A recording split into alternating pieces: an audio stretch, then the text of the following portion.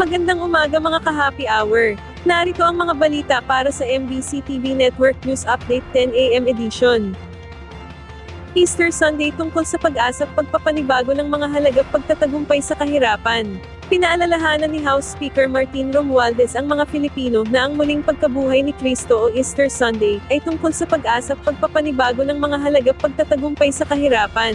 Aniya, nakikita ang katotohanan na sumasalamin sa buhay ng mga tao sa kabila ng mga hirap at pasanin na natiling matatag ang mga ito at patuloy na ipinapakita ang kabaitan at pagkamatulungin. May mensahe din si Speaker Romualdez para sa mga nasa posisyon. Aniya, ang tunay na paglilingkod ay hindi binibigyang kahulugan sa pamamagitan ng titulo o kapangyarihan, ngunit sa pamamagitan ng kakayahang makinig, kumilos ng may habag, at ilagay ang mga pangangailangan ng iba kaysa sa personal na interes. Sa pamamagitan ng tahimik na gawain na isa sa katuparan ng ganapang diwa ng pampublikong serbisyo. Ayon kay Speaker Romualdez, hayaan ang sagradong araw na ito na magbago sa atin. Hangad nito na sumulong tayo hindi lamang ng may pag-asa, ngunit may mas malalim na pakiramdam ng responsibilidad na pangalagaan ng isa't isa, at bumuo ng isang bansang nag-aangat sa bawat buhay at walang naiiwan.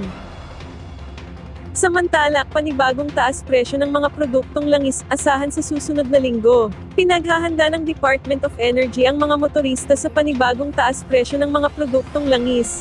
Base kasi sa nagdaang 4 na araw na forecast, ay asahan ng 1 peso and 10 centavos hanggang 1 peso and 40 centavos sa kada litro ng diesel, habang ang gasolina ay mayroong mula 1 peso and 30 centavos hanggang 1 peso and 60 centavos na pagtaas sa kada litro, habang maaring may maliit na paggalaw o walang anumang pagbabago ang presyo ng kerosene.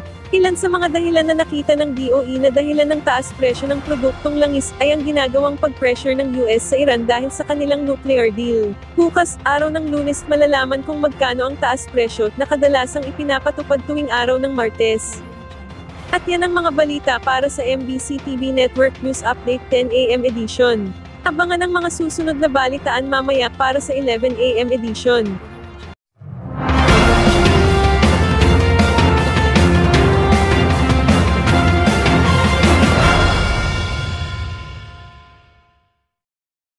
Mga ka-happy hour, kung gusto mong manood ang mga balita sa MBC TV Network News Update, mag-subscribe sa aming YouTube channel, i-like ang aming Facebook page, at i-follow sa aming TikTok account.